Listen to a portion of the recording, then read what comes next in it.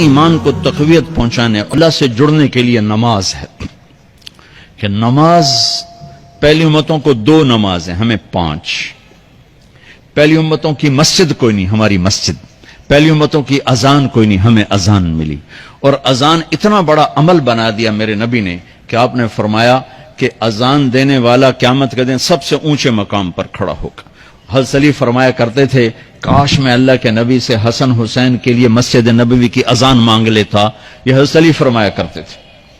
اور جنگ قادسیہ میں مؤذن زخمی ہو گیا تو اذان دینے کے شوق میں سردار آپس میں الجھ گئے، کہتا میں دوں گا، کہتا میں دوں گا. پھر قرہ اندازی ہوئی، جس کا نام نکلا اس نے اذان دی.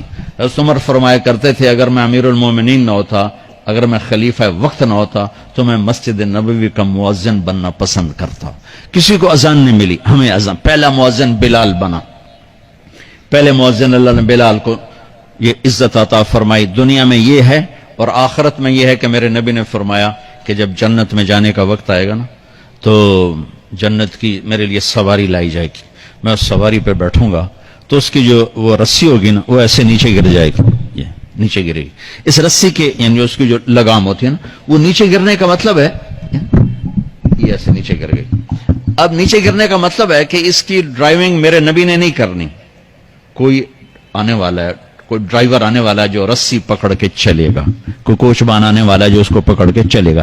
رسی کا گرنا ایک انڈیکیشن ہے کہ کوئی نصیب والا اب آئے گا. جب آپ کی سواری کھڑی ہوگی، رسی نیچے ہے تو اب سب کی گردنیں ایسے ہوں گی، کون سب قیاس کر رہے کون کون کون. اللہ کی طرف سے اعلان ہوگا بلال کو بلایا جائے. بلال تو بلال آپ کی سواری کی لگام پکڑیں گے اور آپ نے فرمایا کہ سب سے پہلے میں جنت میں جاؤں گا اور بلال میرے ساتھ ہوگا، میری سواری کی لگام پکڑے ہو جائے گا. تو ہمیں اذان ملی، کسی امت کو اذان نہیں ملی. ہمیں 5 نمازیں ملی، کسی امت کو نمازیں نہیں. 2 نمازیں، ایک فجر کی 2 رکعت، عصر کی 2 رکعت. باجماعت نہیں، ان کو اپنی کتاب یاد نہیں، ہمیں قرآن یاد ہے. میرے مدرسے میں ایک بچہ اب ماشاءاللہ امریکہ میں وہ پڑھا رہا ہے، اس نے 30 دن میں قرآن یاد کیا. صبح یاد کرتا تھا، شام کو تراویح میں سناتا تھا. میرے مدرسے کا بچہ ہے، صبح بیٹھ کے مغرب تک پورا سپارہ یاد کر کے اور عشاء کو تراویح میں سنا دیتا تھا. اللہ نے میں ایسا قرآن دے دیا کہ 1 مہینے میں بھی یاد ہو جاتا ہے. 3 دن میں بھی ایک بزرگ نے یاد کیا، 3 دن میں قرآن یاد کیا. اللہ نے ہمیں قرآن کی دولت عطا فرمائی. پڑھنے کے لیے 5 نمازیں عطا فرمائی، تہجد کی نماز عطا فرمائی، اوابین کی نماز دی، اشراق کی نماز دی، چاشت کی نماز دی. نماز کے کتنے دروازے کھول دیے. اور میرے نبی کی آخری نصیحت تھی میری امت نماز نہ چھوڑنا، نماز نہ چھوڑنا، نماز نہ چھوڑنا. اور اس 14 صدی میں کوئی موقع ہے نماز چھوڑنے کا تو وہ میرے نبی کے نواسے کی کربلا کا ہے کہ جب ظلم بھی انتہا پر تھا اور مظلوم بھی اپنی آخری حدوں پر تھا اور کائنات نے نہ ایسا ظلم دیکھا، نہ ایسے مظلوم دیکھے، نہ ایسی پاکیزہ ہستیاں دیکھی، نہ ایسے درندے دیکھے. تو سورج ڈھلا، نماز کا وقت ہوا ہے تو آپ نے سبحان اللہ، آپ نے زہیر سے فرمایا کہ شمر سے کہو نماز پڑھنے دے. نماز پڑھنی ہے، امت کو پیغام دینا ہے کہ یہ کسی حال میں چھوڑنے کا کام نہیں ہے.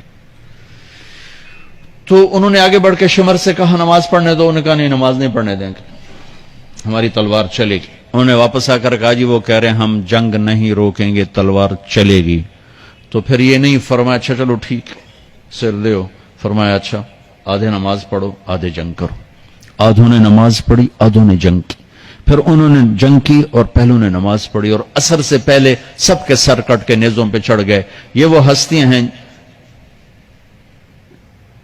جن کو میرے نبی نے کہا میری آنکھوں کی ٹھنڈک حسن حسین، میرے جگر کے ٹکڑے، میرے جنت کے پھول.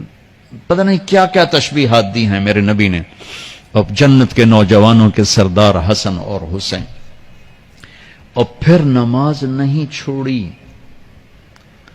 ان کو جنت کی بشارت تو ماں کے دودھ پیتے مل گئی تھی، کربلا کی وجہ سے نہیں ملی سرداری ان کو. وہ تو ان کے سر کا صحرا ہے الگ. ان کو سرداری جنت کے ملی ماں کا دودھ پیتے ہوئے کہ جنت کے نوجوانوں کے سردار ہیں حسن اور حسین. نماز نہیں چھوڑی.